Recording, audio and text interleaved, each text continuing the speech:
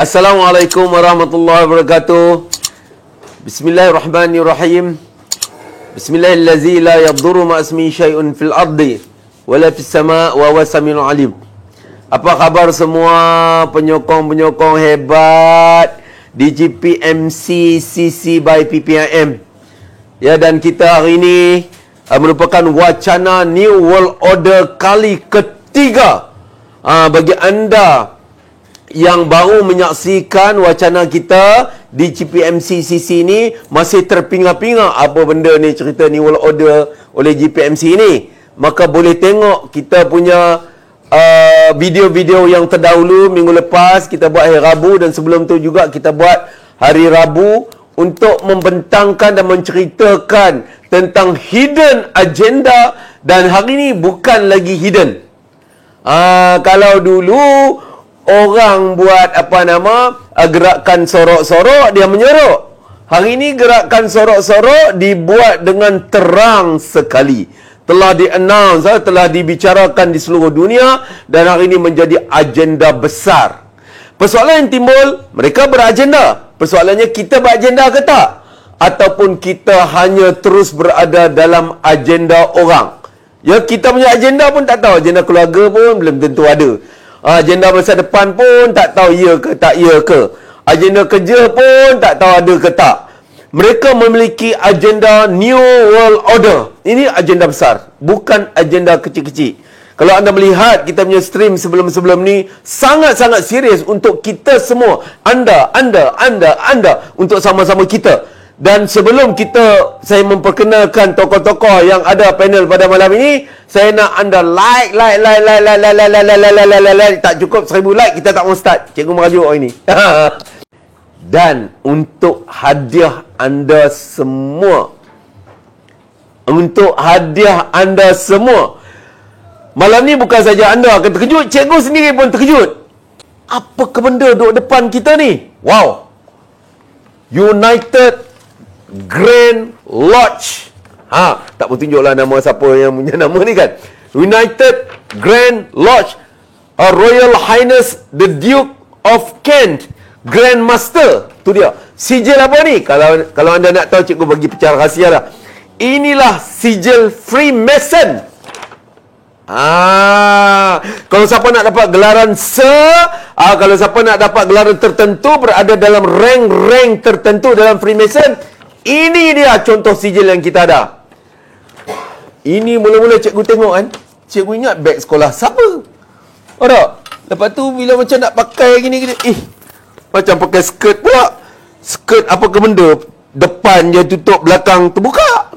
Ingat macam skirt orang asli ke apa ke? Oh, memang skirt dia orang ni depan tutup, belakang terbuka. Buka pula dalam ni, ada macam-macam flat, macam ni. Oh, berat benar skirt dia. Ini skirt apa? Skirt Duke ni, Grand Duke Freemason. Ini dia ni. Tali dia nak pakai ni. Cikgu rasa ada pemimpin ni yang cikgu tengok dalam viral media tu. Pemimpin negara kita pakai benda ni.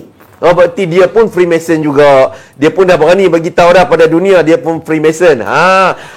Hari ni juga cikgu akan bagi anda satu kod tau. Kod ni baru saja KJ cakap. KJ sekarang ni kita tahu kat mana tau? KJ pada dekat Geneva. Baru saja dia cakap kod, dan kod itu telah diperkatakan oleh, boleh kata, pemimpin-pemimpin dunia yang ikut Freemason. Dia akan sebut kod tu. Rahsia. Tunggu kita punya live ni. Mungkin kalau cikgu tak buka, Prince Matt nanti akan buka. Bagaimana kita sekarang berada di dalam New World Order, dan mungkin Freemason merupakan pendokong-pendokongnya. Hari ini kita akan bincangkan bagaimana ia berlaku. Berapa like dah? Berapa like? Ada 1000 like dah. 400, dan share pun share bagi banyak-banyak, dan view bagi banyak-banyak meningkat. Cukup 500 view, kita akan serahkan pada ahli panel sekalian. Pada malam ni grand finale. Kalau mereka secara terang-terangan berani memperkatakan this is the time of New World Order. Pemimpin dunia, pemimpin negara kita duk cakap this is the time for New World Order. Maka adakah anda ready dengan New World Order? Mereka dah berani cakap bahwasanya mereka itu pengikut New World Order. bahawa mereka itu pendokong New World Order, maka hari ini pun kita berani bercakap juga tentang hal-hal Freemason, tentang hal-hal ini yang cikgu akan tanya beberapa soalan pada yang tahu. Ini hari ini kita nak bincang cabaran-cabaran gerakan-gerakan underground ini yang sekarang ni telah muncul satu persatu dan mereka terang-terangan dan mengakui bahawa mereka tergolong dalam kelompok-kelompok atau golongan-golongan tersebut, terutama pendokong-pendokong New World Order. Bersama-sama anda sekalian, tokoh tak asing lagi, cikgu bawa pada malam ini. Tok Ki apa khabar? Oh, Tok Ki sentiasa bersemangat.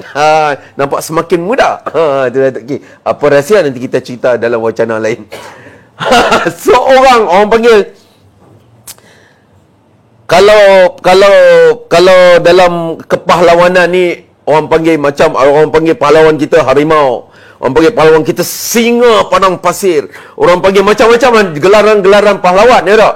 Saya nak perkenalkan pada anda seorang panglima, boleh dikatakan pedang agama lah. Maka dia ni kalau cakap macam pedang. Cakap kalau tak kena masuk lalu buah hati, bukan dia. Kalau cakap biasa, dia tak akan cakap. Kalau dia cakap tu mesti kena macam pedang yang menusuk kita. Bercakap tentang hal kebenaran, bercakap tentang hal amal makruf nahi mungkar. Tidak asing lagi Ustaz Marizi Sad, Presiden Perkid. Apa khabar Ustaz? Alhamdulillah. Bayangkan kenduri jamuan raya je 20 kemah kau boleh naik menantu. Inilah Ustaz Marizi. Dan satu tokoh yang tak asing lagi, nak kata influencer pun dia, tapi yang syoknya, dia influencer tapi dia tutup muka macam orang tak kenal. Dah. Dia jalan macam dia takut-takut ni, cakap dia takut-takut, tapi dia cakap juga. Orang kata berani takut, tapi takut sebenarnya dialah seorang yang sangat berani, telah membongkarkan banyak rahsia-rahsia, banyak perkara hingga membuka mata kita sekalian di dalam dia punya channel dia. Prince Mac, apa khabar Prince? Sihat. Amboi. Alhamdulillah cikgu pun sihat. Alhamdulillah. Masih dalam trauma lagi apabila kita membentangkan pada dia rahsia-rahsia. Dia pun tak ada benda ni. Dia bercakap je. Bila kita tunjuk kat dia, dia macam, wah, it's a real bro. Bro, it's a real thing bro. Bro, aku pun tak boleh. Aku pun macam itulah style dia. So, pada malam ni kita bawa dia khas untuk anda sekalian. Ini tokoh-tokoh hebat. Petang ni kita ada sedikit taklimat berkenaan dengan cabaran-cabaran ini. Panel-panel kita sangat maklum dan sangat faham tentang cabaran-cabaran ini. Ya, tentang Freemason, kita akan start dulu tentang Freemason kerana Prince Mac ada dekat dengan saya. Dia pun banyak kali pergi mengendap, tak tahu berapa kali kena halau lodge ini. Dan saya nak cerita, nak tanya pada Prince Mac. Boleh start dulu? Boleh. Setakat ni berapa banyak lodge yang anda telah pergi selidiki seluruh Malaysia ni, lebih kurang di mana tempat dia, dan apa perasaan anda ketika mendatangi tempat-tempat seperti itu? Silakan. Okay, waktu aku so saya mula interested dalam konspirasi ni, pelbagai ni semua kan. Semenjak saya budak kecil lagi masa tu, saya nampak ada dua kapal terbang ni, dia langgar bangunan tau. Dekat New York masa tu. It was on 9/11 2001. Saya budak kecil lagi masa tu. Lepas tu saya nampak benda ni live tau. Saya macam ni movie ke, ni filem ke apa kan. Lepas tu saya macam saya lepas tu saya ada rasa lah, mesti macam ada benda ke dekat dalam bangunan tu. Something wrong lah. Tahu. Lepas tu years go by, saya belajar lagi banyak benda ni semua. Lepas tu saya actually learn lah, yang saya dah belajar daripada semua benda ni. We are not alone. Tahu. Kita fikir that every day kita bangun tidur, lepas tu kita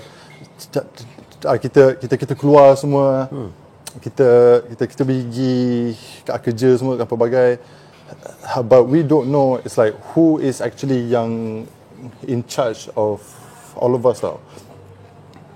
Lepas tu one day tak sangka nampak a huge Freemason Hall tu yang kat Bukit Jalil.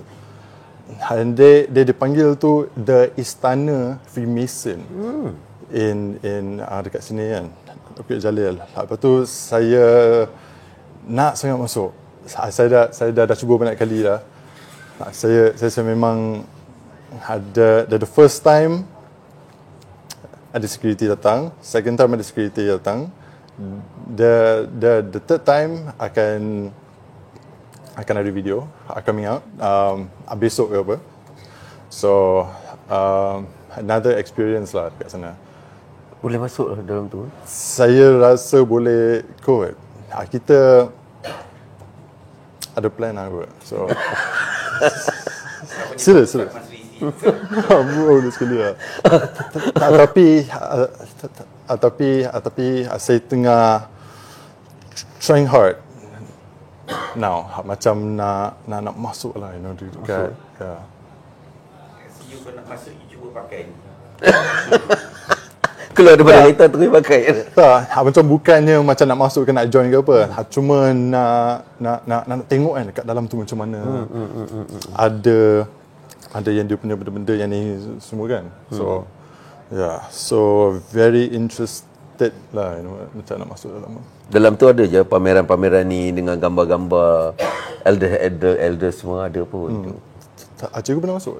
Cikgu tak pernah lah kan? Ada kawan-kawan yang boleh masuk lah. Oh ya, okay. Sorry. So, cikgu tanya pada Ustaz Marizi. Ustaz Marizi, orang lain memiliki agenda mereka, Ustaz. Semua orang sekarang ni ada agenda New World Order, ada agenda Freemason, ada agenda pembangunan, ada agenda kesihatan, macam-macam agenda. So, mana agenda kita, Ustaz? Bismillahirrahmanirrahim. Assalamualaikum warahmatullahi wabarakatuh. Waalaikumsalam. Terima kasih cikgu, Toki yang dirindui, semua orang hebat. Jadi lama dah tak live ni. Saya sebenarnya malas sangat nak live ni, sebab saya banyak lepas sembahyang hajat. Round pertama 3 kali kita sembahyang hajat di sini minta petunjuk daripada Allah. Sebab sampailah kita sembahyang hajat di Camp Perkit dengan ulama-ulama. Sebab kita nak dapatkan research secara rohani, spiritual. Mungkin berbeza sikit dengan research kita yang mungkin seperti yang saudara kita cakap tadi. Kita kena minta petunjuk pada Allah. Sebab benda ni masyarakat umat ni seperti baru lepas kena bom atom, dia jadi bengong semua. Ledakan yang menyebabkan kita panik semua, sehingga kan kita tak dapat nak menilai mana yang betul, mana yang salah. Kita berada dalam serangan yang kita tak pernah jangka, serangan yang luar biasa, yang bukan perang-perang biasa-biasa.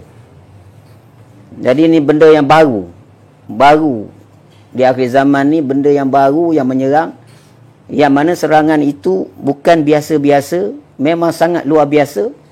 Dan keadaan yang berlaku tu sehingga kan kita bercakaran bukan dengan musuh, tetapi bergaduh sesama sendiri.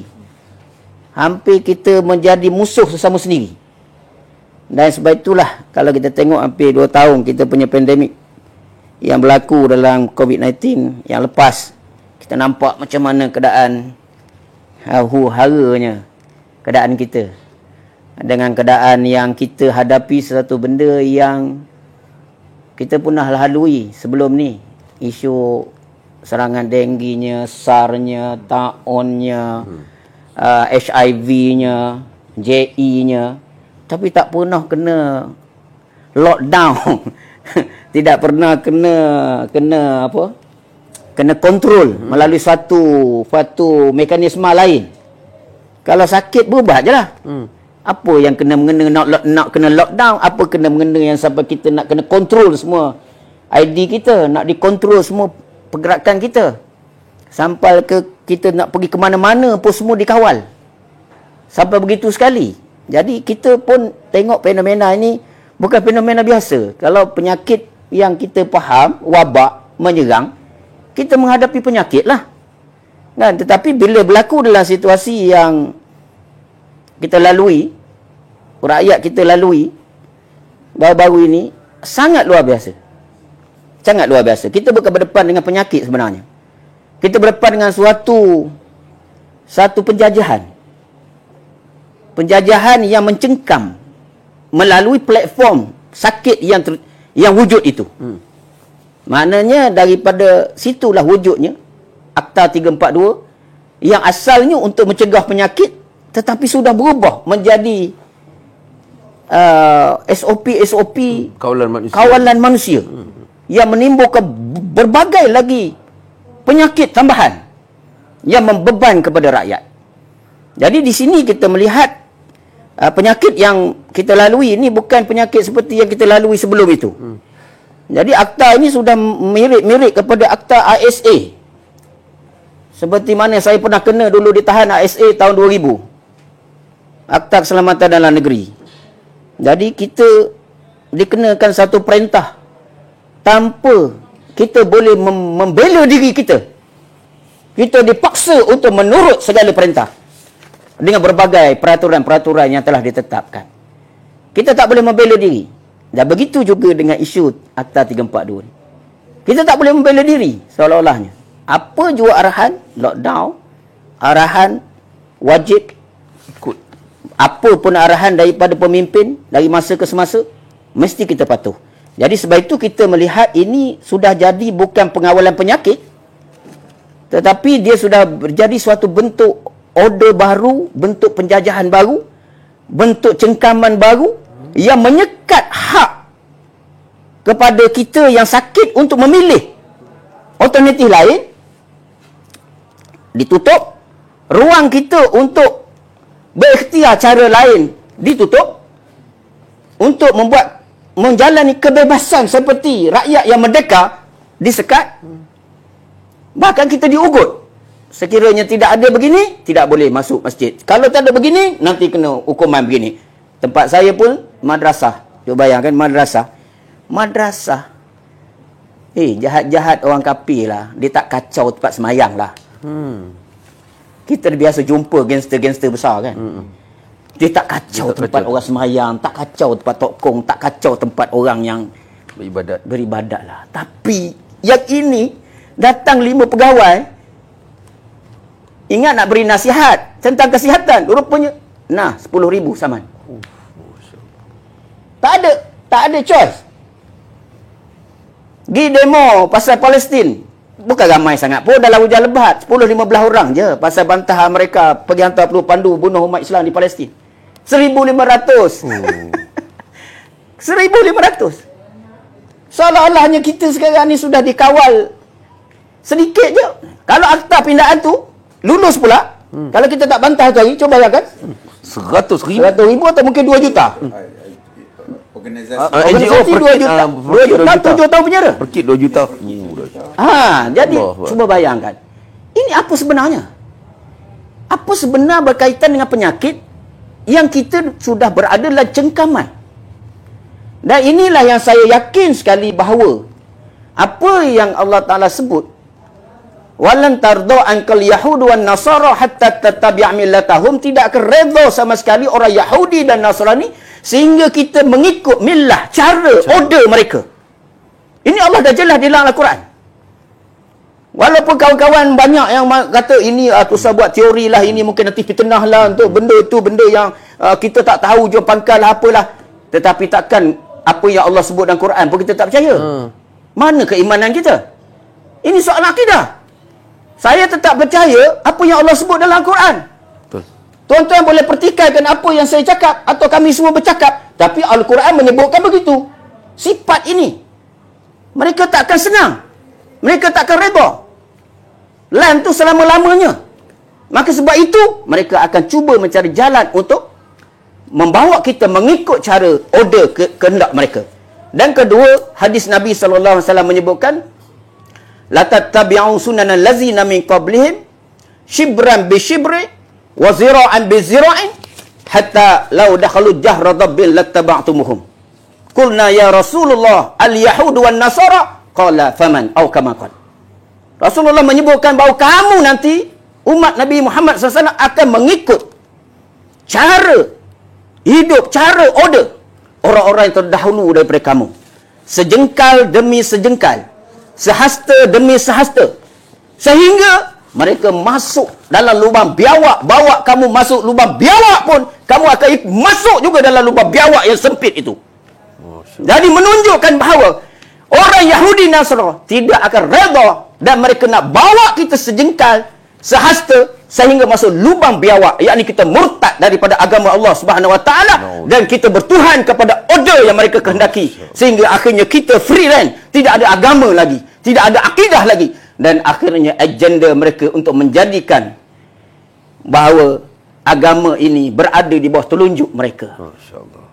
Mereka sudah menjadi seperti Firaun. Ana rabbukumul a'la, aku Tuhan. Masya-Allah. Mereka nak mengambil kuasa Allah. Mereka nak mengambil kekuatan agama kita. Dan ini yang Nabi bimbangi, yang Nabi sebut pada para sahabat dulu. Dan ini telah terjadi kepada umat kita. Dan persoalannya, di manakah mereka yang faham tentang agama? Tak baca ke ayat amaran Allah tentang jahatnya kumpulan ini? Tak baca ke hadis Nabi tentang bagaimana perancangan mereka menjahanamkan kita? Tak fikir ke buat postmortem setelah 2 tahun kita menjalani berbagai arahan ini? Tak fikir ke kita sedang berdepan dengan penyakit ke?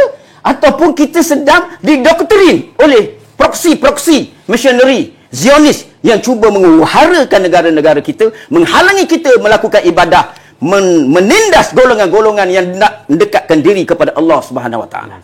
Baik, cikgu. Masya Allah. Ustaz, saya nak pas-pas sikit. Saya nak ulang tanya sikit. Memang Nabi sebut biawak ya? Biawak kita lah, biawak pasir, biawak kita. So cikgu teringat juga, cikgu pernah pergi ke pulau. Pulau tu banyak biawak.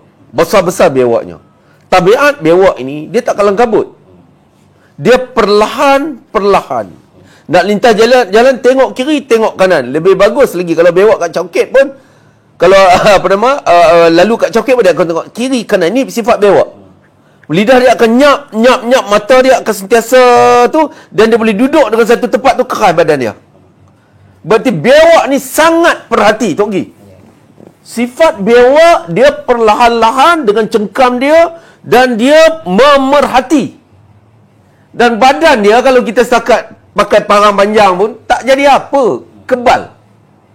Kulit dia sisik, dia tebal dan dia kebal. Dia perhati kita, dia aim betul-betul. Bila kita leka, zas dia bagi. Ini sifat bewak yang cikgu tengok kat pulau tu lah. Besar-besar. Tak tahu siapa bagi makan, tapi besar-besar. Dia cool dan dia sabar, tunggu masa saja. Okey. Agenda ni Nabi sebut dia macam bewak, tarik pelan-pelan. So kita nak jadi apa pula tu? Okay? Sebenarnya kalau kita tengok lah general kita tengok keadaan kita hari ni macam impossible. Kita ni sampai level mission impossible. Kalau nak ikutkan perancangan musuh-musuh kita lah. Mereka bersedia daripada segala-galanya. Okey. Mereka mempunyai kekuatan, mempunyai perancangan, mempunyai network, mempunyai sumber, mempunyai segala-galanya. Satellite saja berapa banyak mereka ada. Kita pula, ya. Lepas tu mereka ni, bukan itu saja. Mereka berpakat, bekerjasama, merancang, ada operatif yang melaksanakan kerja dengan kuat. Berbanding dengan kita, dia macam tak ada apa-apa. Kita ni berperang sama sendiri, duit tak ada, strategi tak ada, ikut perasaan, ikut sajalah. Jadi cuba bayangkan, di antara perbezaan mereka ini yang mempunyai segala sesuatu dan kita tidak apa-apa ini, kita pula bergaduh pula sama-sama kita. Bergaduh makan tak habis. Jadi sebenarnya kalau Allah nak bagi, dia bagi kita keberkatan, saya rasa kita tak ada masalah, apa takut kan? Itu janji Allah, tak pernah mungkir. Tapi kalau kita ni perangai kita macam biawak, lagi teruk, mana nak datang keberkatan? Saya tak tahu ni guru saya ni, dia banyak ajar saya macam-macam benda. Jadi kita kena berfikir, sudah tiba masanya kita kena buat sesuatu. Kita kena ada kajian, kita kena ada usaha yang bersungguh-sungguh. Tapi malangnya hari ini, apa yang kita ada di luar sana, Tak jadi apa. Tak jadi apa ni bukan setakat perkara security. Yang kita tengok di luar tu okeylah, masalah yang ada kan. Masalah apa ni, biri-biri, daging lembu, ayam berpuluh tahun pun tak boleh selesai. Ni apa ni? Ayam je pun berpuluh tahun tak selesai-selesai. Habis apa yang nak buat? Masalah sayur pun tak selesai. Apa masalah yang selesai? Apa dia? Masalah apa pendatang pun tak selesai juga. Masalah makanan kena tipu pun tak selesai juga. Jadi kita ni, sama ada kita ni layak menerima keberkatan untuk melindungi diri kita, ataupun kita pun tak patut, kita pun tak layak, kita pun layak macam bewak je. Kalau orang kata bewak. Bewak, panggil macam bewak. Jadi kita kena sebenarnya, pada saya lah ya, kita dalam keadaan yang luar biasa. Ancaman terlalu banyak sekarang ini. Contohnya bila kita cerita pasal makanan. Kalau tak ada apa-apa, macam tahun-tahun yang lepas-lepas, makanan musim raya memang naik harga. Segala-gala, sampai cili pun naik sampai dekat RM30. Sedangkan belakang rumah boleh tanam cili. Jadi apa agensi-agensi ni buat? Yang suruh tanam cili ke, tanam segala benda ke, lembu, kambing ke, ayam ke, apa yang kita buat untuk mengawal keadaan. Jadi kadang-kadang memang kita pun patut layak kita menerima ancaman ini semua. Pasal kita tak buat apa. Saya nak tanya pegawai-pegawai di luar sana, ya ada yang bagus, tapi kebanyakannya macam bewak lah. Minta maaf cakap. Pasal kita tak kisah. Kita buat apa? Kita sudah tidak ada keprihatinan. Kita sudah tidak ada perasaan. Kita ni macam, hati kita ni macam kaca. Keras. Yang dah boleh pecah. Jadi, saya menyerulah, kita dalam keadaan kita hari ini, saya rasa, kalau kita nak menyelamatkan diri kita, kepada yang sedar saja. Yang tak sedar tak apa. Tak ada masalah. Yang tak sedar boleh teruskan. Nak buat apa pun tidak ada masalah. Kita tidak ada paksaan. Cuma kepada yang mahu, macam yalah zaman-zaman Nabi Nuh dulu pun, bini dia pun dia tidak dapat nak yakinkan. Anak dia pun mungkin tak dapat yakinkan. Kita pun hari ini, yang nak datang, tak nak sudah, kita pun tak ada nak panggil, kita tak mampu. Yang nak menyelamatkan mungkin diri mereka ataupun akidah mereka, bolehlah pergi bercucuk tanam di luar kawasan, di kampung ke di mana. Tapi kalau tak nak pun, kita tidak ada upaya untuk membawa kesedaran ni. Pasal itu mungkin Allah telah tetapkan begitu. Ya, pasal kita dalam keadaan yang cukup luar biasa hari ini. Dan pembunuhan pun, kezaliman ke, memang luar biasa. Dan soalnya apa yang kita telah buat? Apa yang kita telah buat untuk mengatasi keadaan kita hari ini, untuk membela hak dan maruah kita? Kita jangan cerita yang keluar negara. Luar negara itu kita tak, dalam negara ni kita tak buat. Kat luar negara okeylah, jauh, nak pergi susah katanya. Kata. Tapi yang kat dalam negara ni, jadi bandingkan kita, keupayaan kita, kesungguhan kita berbanding dengan apa yang diajar dalam Al-Quran, yang mahukan kita jadi kuat. Betul tak cikgu? Ustaz? Orang yang memberi lebih baik daripada yang menerima. Ya. Patutnya kita jadi nak memberilah. Tapi tidak juga, tak jadi apa juga. Jadi kalau Al-Quran sendiri kita tak ikut, habis kita nak ikut siapa? Ya. Macam kita cakap hari itulah. Setan tu dia kena halau keluar kerana dia tak nak tunduk pada Adam je. Kalau bandingkan setan dengan kita apa? Semua segala benda tak nak. Semua segala benda nak tipu. Jadi layakkah kita diberi perlindungan? Mungkin ini proses penapisan, tak tahulah cikgu. Jadi ini maknanya kita semua kena bertekadlah. Bertekad, kepada yang mahu bertekad, mari buat sesuatu, mari lindungi diri kita, mari lindungi negara kita. Pasal hari ini yang kita tengok cabarannya cukup luar biasa. Antara cabarannya menyerahkan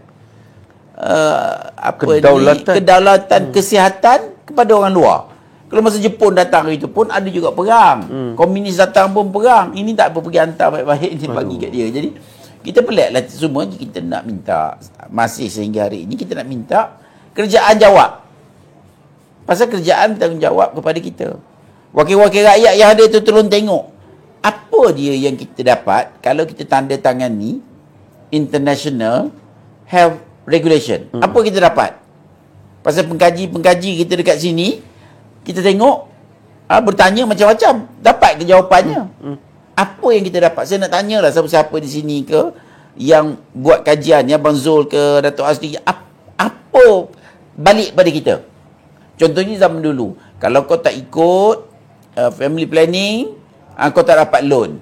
Mana dapat loan? Yang ini tu tak tahu benda. Tiba-tiba je kita pula nak serahkan diri, bagilah kau nak ambil apalah suka hati. Jadi free je. Jadi ini yang kita rasa cukup mencabar, kerana kita akan menyerahkan kedaulatan kita, di mana kalau kedaulatan ni mungkin pasal orang kata, oi, WHO okey, United Nations okey.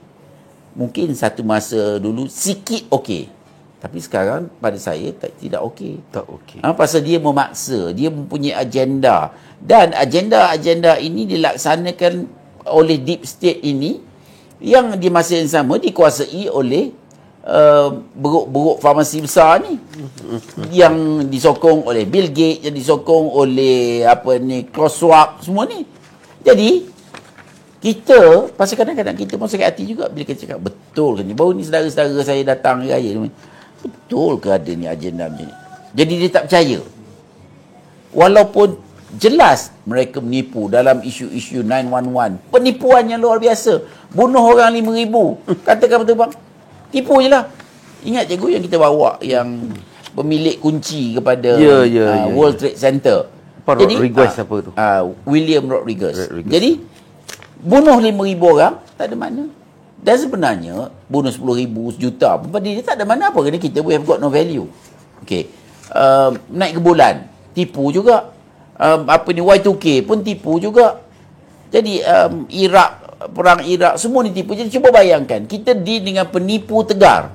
Lepas tu kita deal lagi, kita nak ambil lah jiwa aku bagi kat engkau. Apa punya bangang tak tahulah. Dan maknanya hari ini kita kena minta wakil rakyat kita suruh tanya. Kalau tidak, baik tak saya jadi wakil rakyat. Tanya pun tidak, buat apa pun tidak semua. Cikgu, bila saya bertanya pasal IHR ini kepada setengah-setengah kawan saya yang di Foreign Ministry, level-level secretary ini, tak tahu. Tak betul, tak tahu. Tak tahu berkenaan dengan IHR pun. Jadi cuba tak tahu ada pindaan-pindaan yang tahu. kita dipaksa tanda tangan Sama Ministry of Trade pun. Masya beberapa mungkin yang lain yang kita tak tanya tu dia tahu semua. Kalau ada satu ketika dulu PM kita pergi ke summit di mana tak ingat, di UAE ya. PM kita pergi ke okey ni celah. PM kita pergi ke summit UAE, Dubai. Tidak disambut dia. Kemudian dia tidak disambut seperti VIP, seperti ketua negara. Lepas tu dia 3 jam nak kena queue tu. Nak kena queue macam orang biasa. Nak clearance itu, clearance ini, custom clearance lah, immigration clearance, macam-macam clearance dekat airport tu. Bila tanya balik Wisma Putra, they don't alert. Okey. Sekurang-kurangnya masa tu saya rasa ada perubahan jawatan lepas tu. Iyalah. So ni kalau ni pun tak tahu, okey apa nak buat pada dia orang ni? Kalau Perdana Menteri nak keluar atau Menteri nak keluar, saya ingat zaman-zaman dulu kan, bila Menteri nak merasmikan satu Perdana majlis, Menteri tu okey. bukan Perdana Menteri. Ini bukan Menteri biasa. Menteri biasa nak merasmikan majlis, pegawai dia akan datang. Betul, SB semua dah SB datang beberapa hari sebelum tu. Apa benda yang nak dibuat? Apa yang nak dilancarkan? Dicek dulu. Tapi sekarang ni dah macam tak ada apa. Kalau level tu pun tak tahu dengan bahayanya. Jadi, Masya-Allah. Dan ini yang kita kata ni, yang kita kata benda ini perlu diubah. Maknanya kalau level itu pun tidak tahu, kawan-kawan di matrik pun ada juga yang tidak tahu. Jadi apa kedudukan kita hari ini? Kita ni memang bengong kat bawah ni, lagilah tak tahu. Jadi tak boleh nak salah rakyat, pengguna, tak boleh nak cakap apa. Tapi kita bertanggungjawab. Maknanya kita yang dengar ini sudah tentu kena bertanggungjawab. Dah buat macam mana pasal kita dah tahu. Hui, apa harapan kita ya Allah? Tapi kita tahu memang kalau nak ikutkan tidak ada harapan. Kalau ikutkan saya tengokkan, kalau ikut keadaan tidak mungkin kita dapat mengatasi ataupun mengalahkan buruk-buruk ini. Kecuali dengan kehendak Allah lah. Itu saja yang saya nampak. Pasal dia dah bersedia segala-gala bendanya. Dia bersedia, tapi kita tidak. Jadi kita kena yang kita nak lihat hari ini adalah kumpulan-kumpulan macam anak-anak muda yang mengikut Prince Reid, mengikut ramai orang yang sedar macam dia ni. Yalah, memang tak ramai. Berani. Dia kalau ramai tak ada Sedar masalah. sedar pertama, kemudian berani. Tak ramai Tak yang berani. lepas tu tak berani pula. Zip. Jangan cakap, aku cakap. Oh, jangan cakap, aku cakap. Jadi tapi hari ini apa pun untuk maklumat ya, untuk maklumat kita semua, sebenarnya ada. Ini rahsia saya nak cerita hari ini. Ada mereka tertentu yang telah sedar dan insaf yang menceritakan sebenarnya cerita-cerita berkaitan dengan agenda ini. Ini tak pernah keluar. Rahsia ini memang tidak boleh keluar. Ini rahsia yang cikgu, dia mudah je. Bila you join ini, you join satu powerhouse.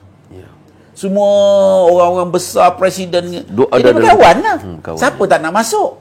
Tapi syarat dia kau kena dengar. Bila kita nak, kau kena bagi. Nak rahsia bagi lah. Jadi ini yang berlaku. Dan benda ini, benda bukan main-main. Dia kalau contohnya, yang saya diberitahu lah, kalau kita, dia jemput, you pun tak boleh nak minta, dia jemput, bila dia nak jadi apa ni, contohnya you major. Mungkin lepas tu kenal cepat je dia punya. Boleh naik pangkat cepat. Semua. Walaupun dalam jabatan kerajaan. Dah memang. Dia meresapi semua. Ini meresapi dengan keadaan yang luar biasa. Dengan keadaan yang tekanan. Pasal mereka yang tak ikut, dia memang pergi, kiranya boleh pi lah. Sebenarnya cikgu nak pegang ni, orang rasa macam nak kena sama. Betul. Tak apa, ini boleh tak payah sama. Tak payah sama. Yang ni cikgu, Star of David ni. dia ni pemilik ini mempunyai 5 kapal terbang. Cuba bayangkan. Pemilik ni. Pemilik ini, keahlian ini. Sijil dia ni warna-warni ni. Cuba tengok, boleh pakai dia macam apron ni cikgu. Cikgu nak pakai pun cikgu rasa kena bertaubat balik.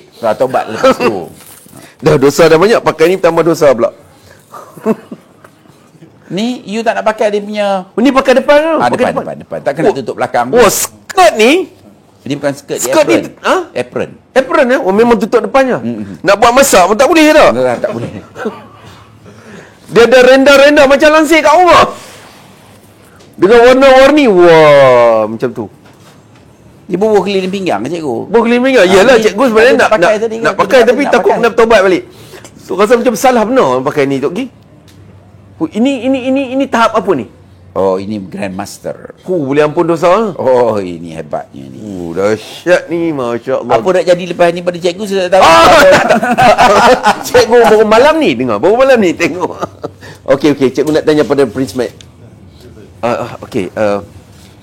Brother.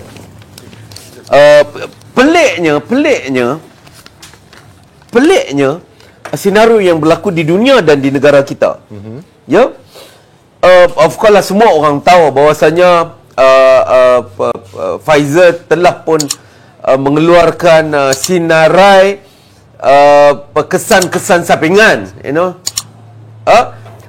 kesan-kesan sampingan selepas penggunaan vaksin Pfizer 1260 lebih tak silap jenis penyakit, dia dipaksa oleh mahkamah di US, kemudian dia keluarkan. Semua orang tahu dia dah jadi macam public domain, semua orang tahu.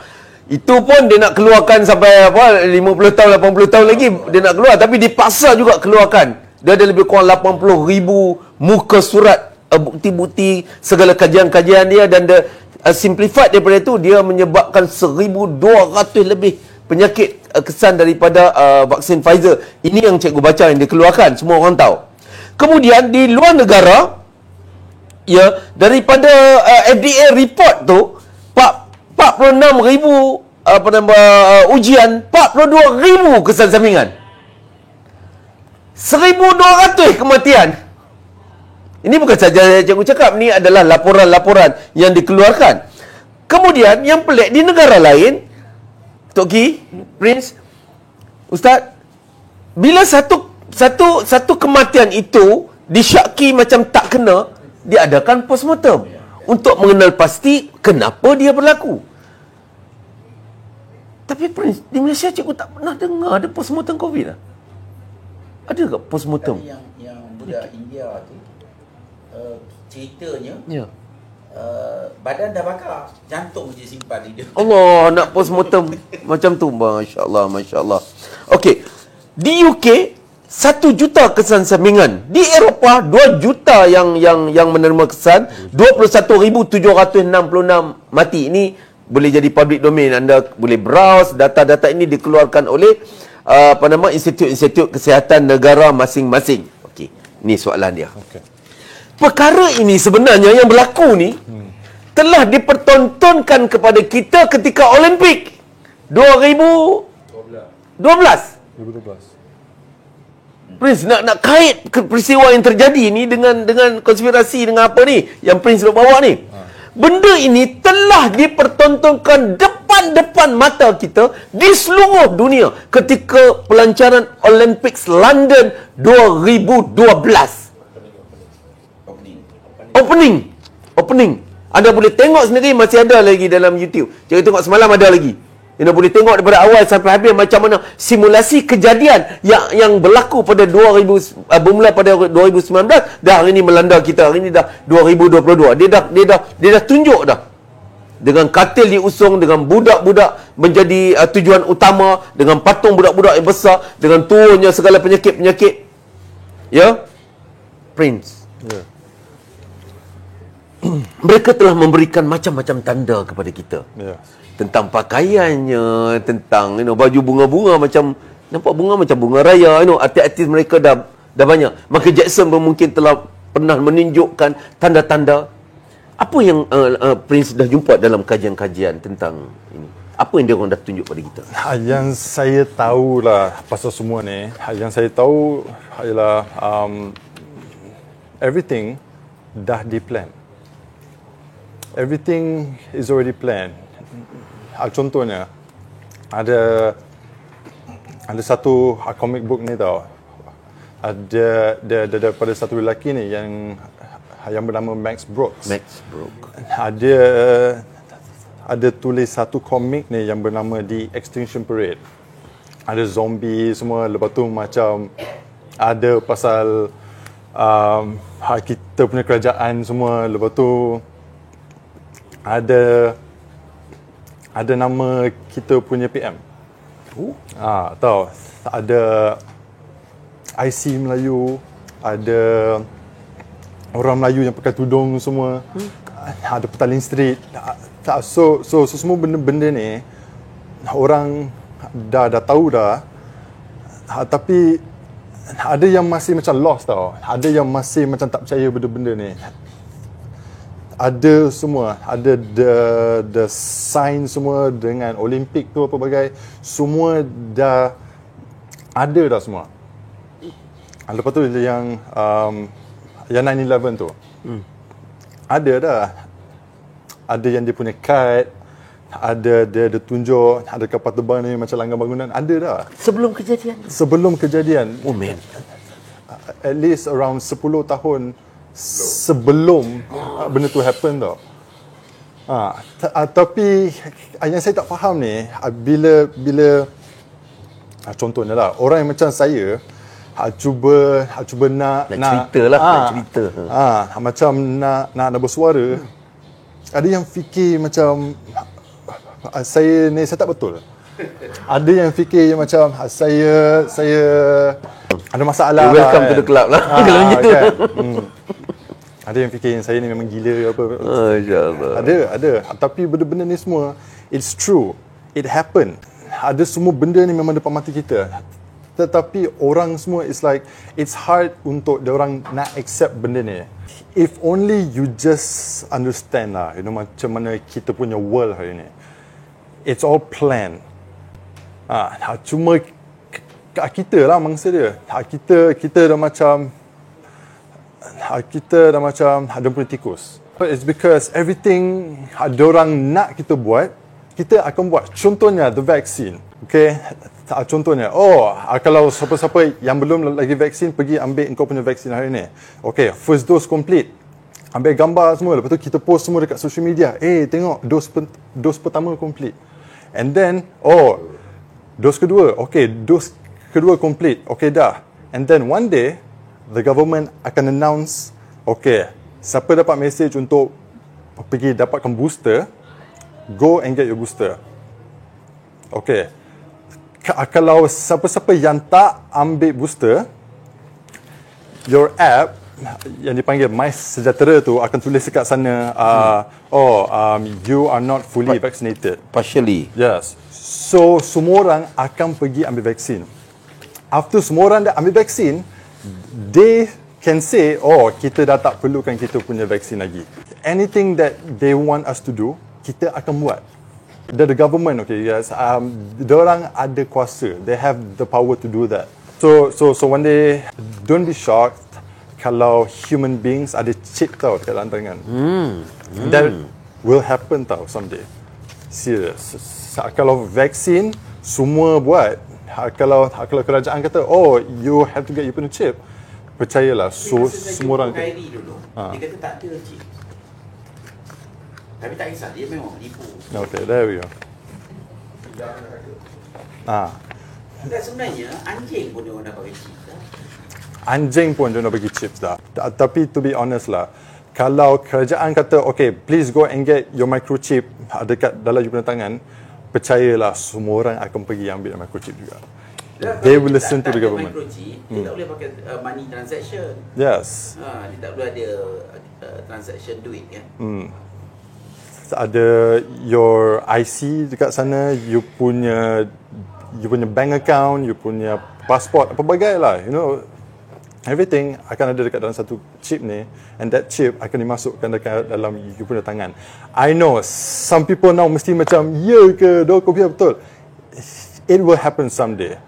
Okay, and manusia kan, to be honest lah cikgu, ada orang just kena buka mata and just tak tahulah, you know, macam mana nak cakap ni lah, you know, it's like just sedar lah.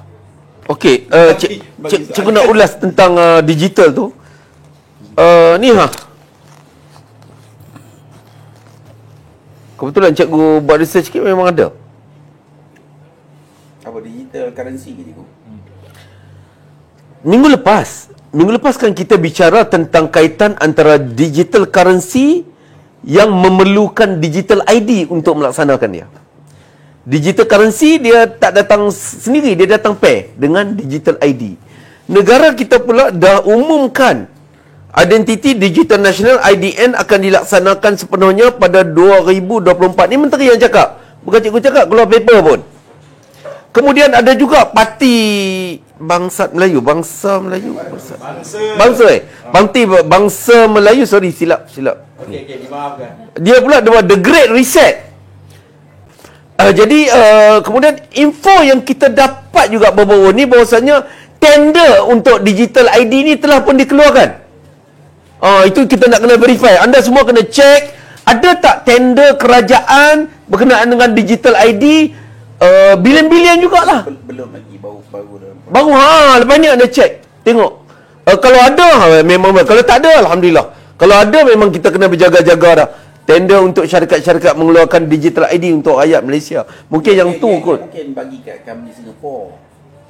Bagi kat company Singapura. Sebab sama dengan My Sejahtera kan. Dapatlah dia punya idea dia. Okey, bila Singapura ada, kalau bagi kat Singapura pun betul lah kan. Sebab dia senang lah kan, nak ambil apa-apa ambil je lah. Ustaz, ingat lagi dulu-dulu seorang sahabat saya ni, dia champion silat lah, kata dia. Cikgu ajar kat dia cara nak buang penyakit. Dia sekali dia jerit, dia ada baca doa sikit lah. Doa tu lah, Bismillahirrahmanirrahim tu. Dia jerit, pop, kata dia keluar susuk. Rupanya agaknya cikgu, susuk ni pun microchip. Itulah dia. Itulah dia. Dulu dia pasang susuk, dia main cucuk, dia susuk sana, susuk sini, susuk. Dia ingat dah buat habis lah, taubat dan suara. Tapi sekali dia buat senaman pernafasan tenaga dalam tu, dia keluar, piu. Hui. Sebab dia tahulah kenapa dia nak buang, haram tak. Ni kalau chip ni macam mana Ustaz?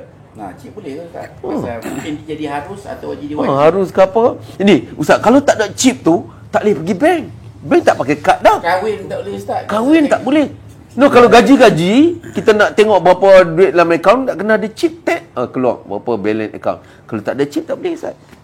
Dia chip ni sebenarnya adalah continue daripada MySejahtera.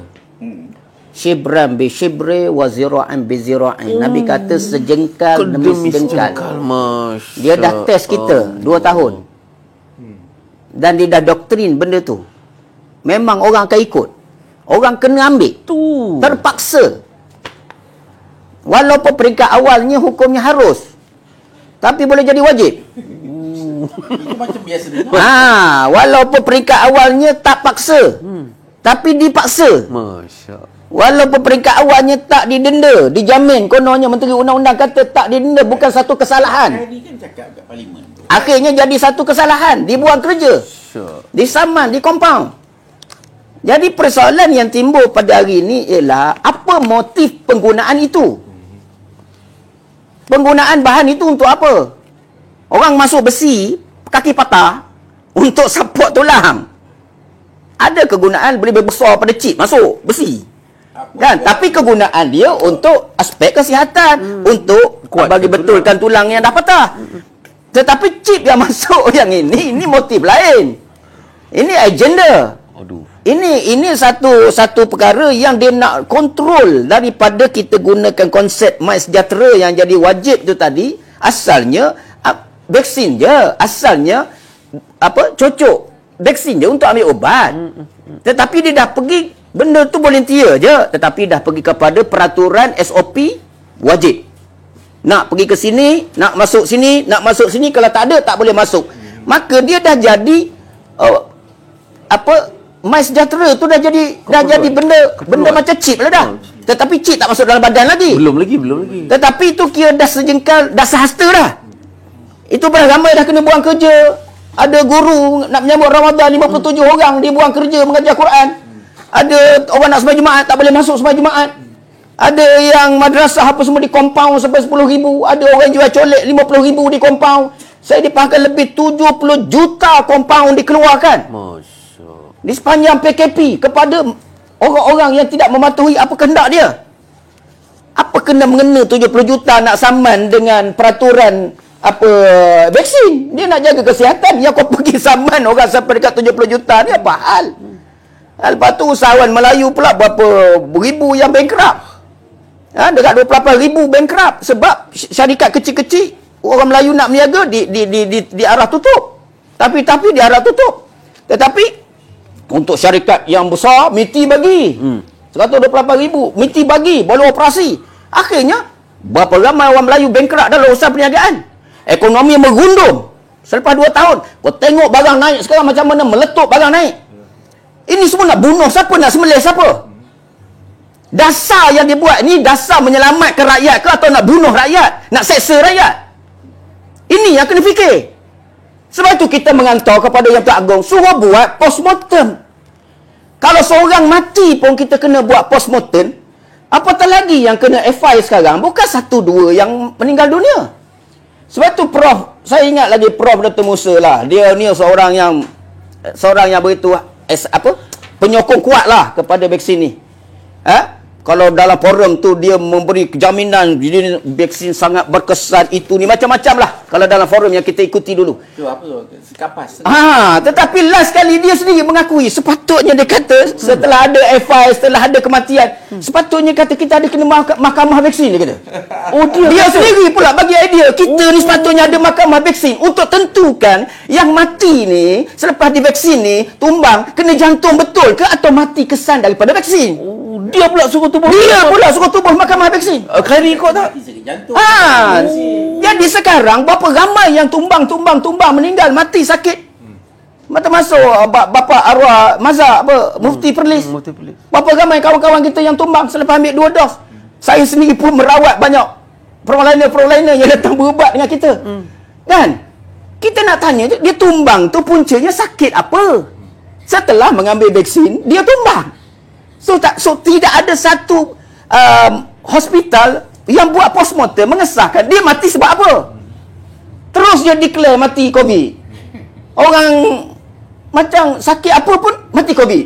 Mana boleh begitu. Kita mesti kena dapat pengesahan setiap kematian. Tetapi itu memang dia buat gitu. Ha. Mati biasa pun COVID. Ini memang ada police report pun. Iya, sebab itu saya katakan tadi, jangan buat benda yang buat seperti itu. Sebab bila dia buat seperti itu, kematian-kematian yang berlaku selepas ni. Lepas ni banyak lagi mati ni. Kalau tengok tadi kajian di US, dia melahirkan berapa tadi? Daripada 46,000, 42,000. 42,000 kena kesan. Yang kena kesan FI. 20,000 lebih. Dan melahirkan penyakit lebih 1,200. 1,200 jenis penyakit selepas pengambilan Pfizer. Pengambilan, ya, betul. Jadi persoalannya sekarang, kalau lepas daripada ni 6 bulan, setahun, tumbang lagi. Dah mati nak definasi macam mana? Mati sakit jantung lah. Jadi kalau mati ni tak didefinasikan, kematian berlaku muda-muda lagi tuan-tuan. 35,000 rakyat dalam negara kita lebih mati, bukan sikit. Hifzun nafs, menjaga nyawa, maqasid syariah. Menjaga nyawa apa? 35,000 mati. Itu belum mati lepas vaksin. Ini mati yang kena COVID. Tak terbela dah keluarga-keluarga ni. Anak jadi yatim, isteri kehilangan suami, hidup susah. Mati pula lepas kena FI, kena vaksin. Siapa nak bertanggungjawab? Kematian ini pula dia akan merebak dari masa ke semasa. Lepas 2 tahun pun besok, macam Dr. Malik Malah kata, dia boleh mengubah pula DNA kita, dia boleh pula jadi macam-macam. Jadi persoalannya sekarang, tak ada satu postmortem pun mengesahkan bahawa apa yang telah diguna pakai dalam vaksin dos 1, dos 2 sehingga booster ini selamat dan berkesan. Tak ada jaminan. Tak ada jaminan. KKM tak boleh beri garanti. Tak ada dah. Sekarang borang siap-siap dah, tanggung sendiri. Nak cocok anak pun bapak tanggung sendiri. Amboi. Lepas tu mana bayaran kata 50,000? Mana bayaran kata setengah juta? Kalau mati. Saya merawat ni frontliner ni, isteri dia lepas ambil 2 dos, lumpuh. Allah. Dicas sebagai kanser dalam ni, dah kena kemo. Saya merawat berapa ramai kes. Jadi sebab itu dulu kita cakap benda ni kita tak percaya, tetapi bila dah kena ke batang hidung kita, tak boleh merawat, salah tu daripada akta memang kita sebenarnya tak boleh sajalah kalau ikut ke dia tu. Tak boleh jadi saja. lepas pada tu kita nak makan pun nak suruh dia suap ke? Dah, kalau dia nak jaga, dia jagalah betul-betul A to Z. Ini kau nak jaga dalam bahagian perkara itu saja. Lepas daripada tu kau lepas tangan. Mana boleh begitu? Kau nak jaga dalam konteks ubat. Sebab kau nak laku ubat kau. Mas sejahtera jadi penalty. Kan? Sebagai kau punya tebusan. Kalau tidak, sini tak lepas. Jadi rakyat diugut. Terpaksa. Tak pernah berlaku sejarah paksa. Dan sekarang bila masuk chip akan datang, guna currency, kita akan berlaku kes nak pergi urusan di bank. Nak urusan berkaitan dengan urusan pun lepas pada ni bukan lagi main sejahtera, tapi sudah ditanam chip. Kalau ditanam chip, tuan-tuan, lagilah kita dikawal totally. Kalau main sejahtera ada pada handphone. Tapi kalau pada diri kita, Allah. dia nak remote apa pun. Saya nak tanya, jadi macam mana? Okey ke tak okey? Pasal contohnya digital currency kan. Kalau ikut currency ni dia kena ada pack, dia kena ada mask. Jadi dah apa benda pun tak ada. Jadi esok bila dah pergi digital ni lagi berat. Jadi fatwa. Nak tanya fatwa. Fatwa kalau benda memberi mudarat, hukumnya haram lah, apa lagi? Yalah, Dah benda yang boleh mendatang mudarat. Wala tulku bi aidikum ila tahluka. Tapi dia ada kalau darurat dia okey. Darurat jadah apanya? Dia tanam benda tu, tujuan motif dia dikontrol satelit untuk kita. Jadi macam anjing tu, dia remote bagi anjing tu mampus anjing tu. Sekarang kalau dia remote badan kita. Allah. Macam mana kita nak buat? Ini kontrol melalui 5G, berapa 5G, 6G, 7G, mana-mana macam G lagi dah dia orang buat. Dia kontrol kita melalui frekuensi. Apron dia orang tebal-tebal.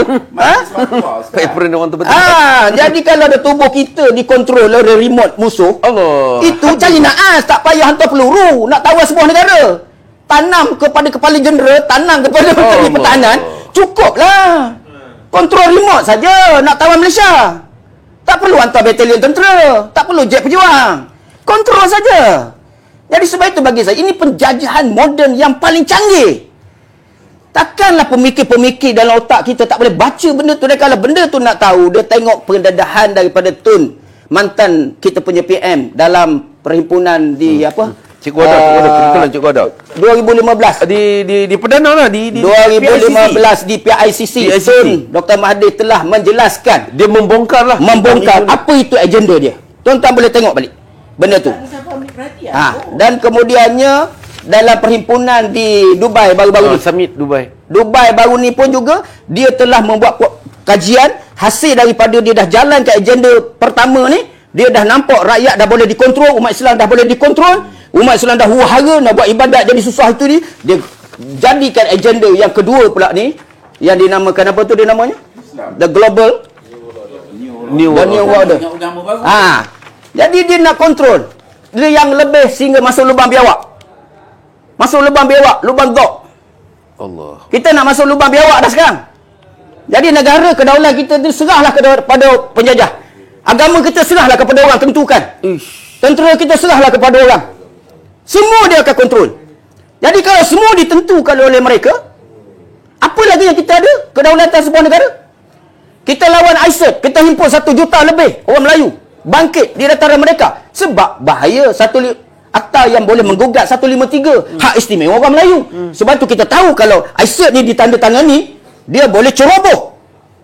Kita lawan Statehood Room sebab dia boleh pergi ceroboh sultan-sultan dan raja-raja kita. Sebab tu kita bantah. Ini kalau lulus, sains saja kat sana. Kita bantah.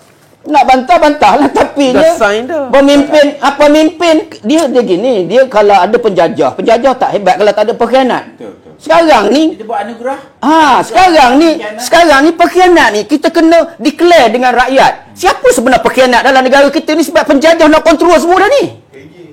Jadi sekarang ni kita kena kenal lah macam mana dulu pahlawan Hang Tuah Mak Kilau Tok Bahman menentang penjajah. Dia lawan penjajah lah, tapi akhirnya Mak Kilau berundur sampai lari ke Patani lari ke. Sebab apa? Sebab tak nak berlawan sesama pengkhianat. Betul. Ya. Sebab orang yang duduk jadi pengkhianat ni orang yang duduk bersama dengan orang besar-besar bangsa kita sendiri.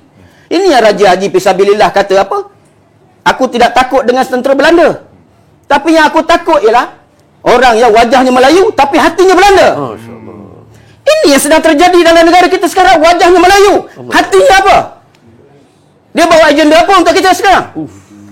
Yang ada mati ni pun tak terbela. Yang kena sakit FI berlambak ni pun kau tak terbela. Mana pampasan yang kau janjikan? Tiba-tiba je pergi sibuk, nak pergi sign lagi benda baru lagi. Nak buat bala lagi ke dalam negara kita. Siapa ni? Sebab itu kita kena jelas. Rakyat kena jelas. Hari ini segala penjajahan yang ada berlaku dalam negara kita jangan ditentu oleh pemimpin-pemimpin yang sifatnya pengkhianat. Mesti bangkit golongan-golongan yang ada jati diri untuk membetulkan. Jangan biarkan mereka tanda tangan tanpa sokongan rakyat. Tanpa diterangkan kepada rakyat. Kerajaan wajib terangkan kepada rakyat. Apa agenda ini? Perlu lulus atau tidak? Suara di parlimen kena dengarkan. Biar kita berhujah secara gentle. Jangan buat senang-senang dia tahu-tahu lulus. Senang-senang dia tahu-tahu dah siap. Ini menganiaya hak kita untuk mendapatkan keadilan, mendapatkan penjelasan yang betul. Tahu-tahu kita dah tersepit di atas pengaturan yang mereka dah atur. Ini zalim. Sebab tu kita tidak boleh menolong. Wala tarkanu ilal ladzina zalamu fatamasakum nar. Jangan kamu tolong orang zalim. Nanti kamu juga akan disambah oleh api neraka Allah Sebut SWT. dengan jelas. Jangan ya. Jangan. Jadi jangan. Kita tak boleh berkompromi. Jadi kita nak tahu kalau betul dia nak sign apa pun, bawa berbincangan kepada rakyat. Minta pandangan macam sekarang ni menteri kata nak 2024. Digital ID. Digital ID. Kena terangkan, kena discussion betul-betul. Di parlimen kena diterangkan, pemimpin kena jumpa dengan rakyat, jumpa dengan Indo. kena buat. Ya, kita kena bincang macam mana kita bincang ISIS. Faham dulu baik buruk dia. Faham. Jangan pergi sign je pandai-pandai. Rakyat buta-buta menanggung akibat. Jadi sebab itu kita tidak mahu lagi perkara ni berulang. Kita kena jelas. Kalau tidak nanti selama-lama kita akan jadi sampah. Menjadi hamba. Menjadi rakyat yang dizolimi di tanah air kita sendiri. Masya Allah. Merecik. punya rasa bergegar dalam hati kita. Anda kena share and like. Tulis nama kawan-kawan dekat komen tu agar dia juga dapat info ini. Share and like. Banyak-banyak like. Bukan pelan je. Like. Kena laju like. Bagi like banyak-banyak, anda share and like.